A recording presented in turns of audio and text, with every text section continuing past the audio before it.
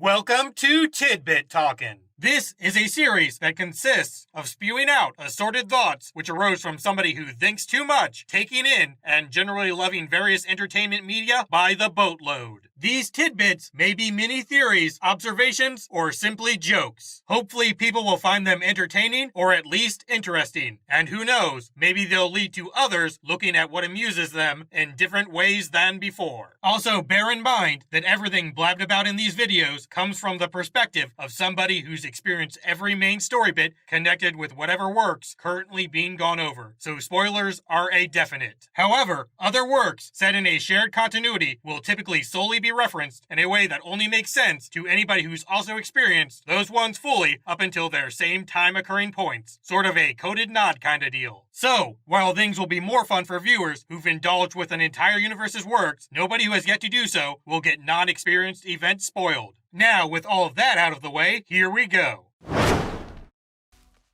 The man who saved Central City. Al Rothstein being alive is almost definitely a ripple effect of Barry going back in time and comforting his mother before her demise. Perhaps the slight change in Barry and Henry's story led to someone being weirded out enough by one particular detail that a permanent residence change occurred. Afterwards, whatever folks started living in Central City following that crazy story-induced new home finding included somebody who'd lead to Al Rothstein meeting his future wife, which would eventually result in him being all safe honeymoon located while the particle accelerator went kaboom. Zolomon's snapshot-stuffed stalking session of Team Flash may have been performed so he could hand off vibe premonition-sparking photographs to Reverb. Such action would of course allow Mr. You Can't Lock Up the Darkness to figure out the best way one can maintain a Jay Garrick impersonation for an excessively long time period by deducing what decisions result in Zoom identity slippage. Barry's nighttime voluntary reconstruction of businesses like Jitters probably isn't dealt out based on what he personally wants fixed first. Rather, it's more likely that each evening's mystery rebuild winner is determined by wherever the Flash happens to be after finishing his pre-sunset superheroing. The Boot's trouble is most likely with Earth 2 metas in general, not just Atom Smasher. Given that Cisco had no confirmation of multiple universes existing while he was developing his first portable super-person trapper, any dimensional resident excluding factors such as vibrational frequency or head tilt producing blood types likely didn't get taken into account for its design. The confession-stuffed flash drive was probably given to some attorney that Ebard knew would never peek inside it. Perhaps this lawyer is even someone who is known to history as 100% Thawne family loyal. Thawne's fake Wells will likely involved leaving Barry Star Labs because he needed to ensure that his precious facility stayed in the hands of people who would let it eventually become the Flash Museum. Said hero greatness record-filled building probably played a considerable part in making Eobard a Flash fanboy and eventually a crazy knockoff, so conserving it is likely necessary for his whole known future-preserving hobby. Barry having a familiar base to operate his superheroics out of would be quite normal routine beneficial to Thawne too, since it makes stalking, history-shaping, and general rival tormenting easier, especially when one takes into account that the other most consistent location in Mr. Allen's life is CCPD, an area that would eventually be filled with meta-stopping weapon-armed individuals. Mr. Everybody's Been Dead for Centuries taped and held on record confession of mom murdering may have also been a signal for an Eobard time remnant to commence existence restoration causing machinations somewhere down the line. Henry's statement about how Barry could only become who he needs to be without his father constantly nearby is likely specifically formed around the thought that Dr. Allen reputation restoring would become primary goal number 2 after murder charge erasing was rendered unnecessary. Flash of Two Worlds.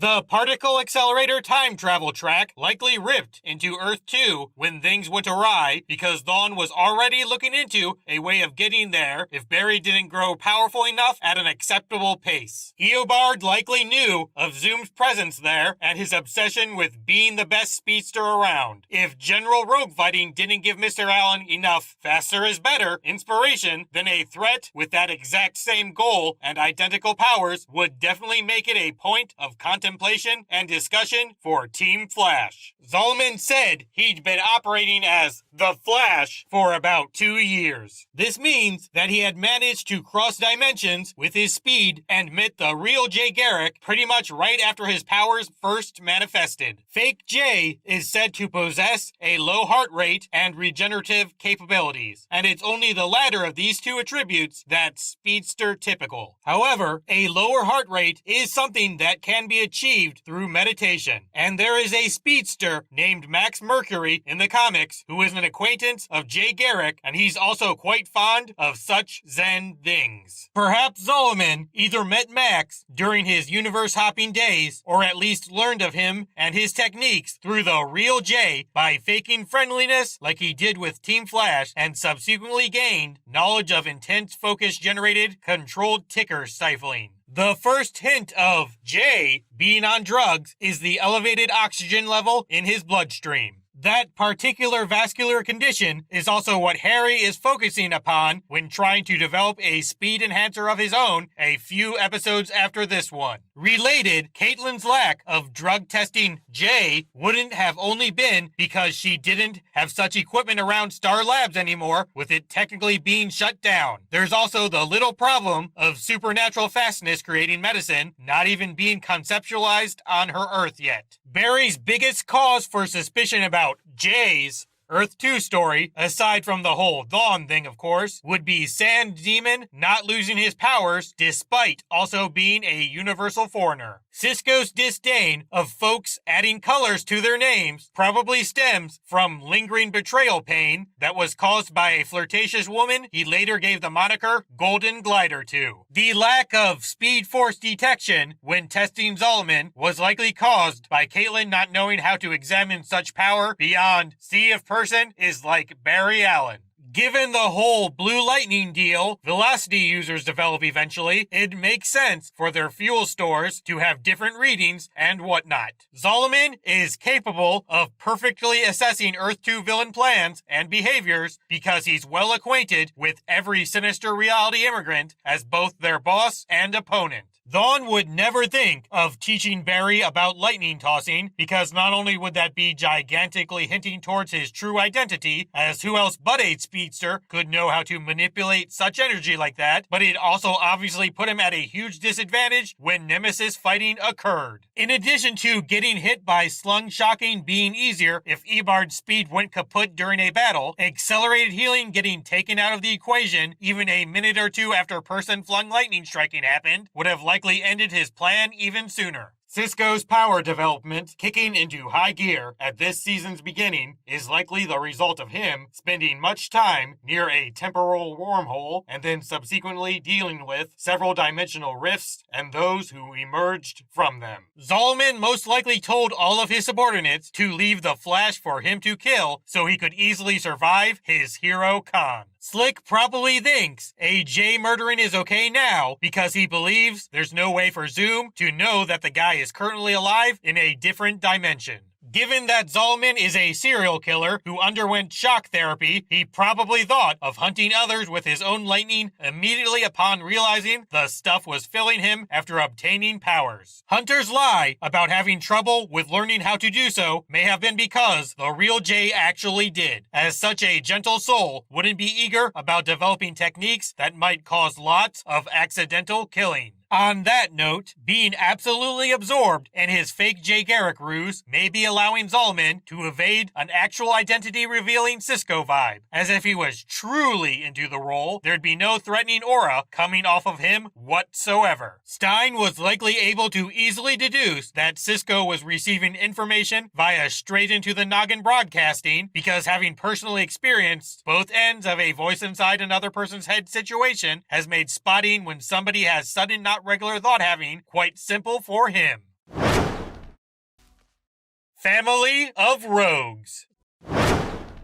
Zolomon's description of between breach areas constantly twisting and turning may simply be a Velocity user's experience when traveling through the Speed Force. All that contorting could arise from it trying to toss such contaminants out. After all, none of the vibe-created breaches seemed crazy like that, nor did Barry's non-intentional Earth-38 hop when he first met Supergirl, and accidentally traveling through a spiraling tunnel without at least getting somewhat dizzy doesn't really come off as plausible even for an individual equipped with accelerated healing. Barry not thinking that it'd be hard to act like a criminal may have stemmed from him considering such a plan during all those times he thought about breaking his dad out of Iron Heights from 11 years old and onward. Snart probably didn't actually ice over those lasers. He may have just frozen the air in a shape that matched their own. Seeing as he later made an icicle form directly through his father's heart, him having aim that precise is all but totally proven. Honing his target-nailing skill likely became a priority for Snart after he promised Barry that there'd be no more Captain Cold-caused killings, as following through with such a thing would definitely require lots of skill and creativity when one's chosen weapon is so immensely powerful. That book Stein tossed into the breach was most likely some kind of medical text, given how upset Caitlin appears after he's done throwing it. Her reaction is of course completely justifiable, as medicine is a field that requires constant learning in order to stay proficient, and if one doesn't do that with such work, then people might die quite untimely.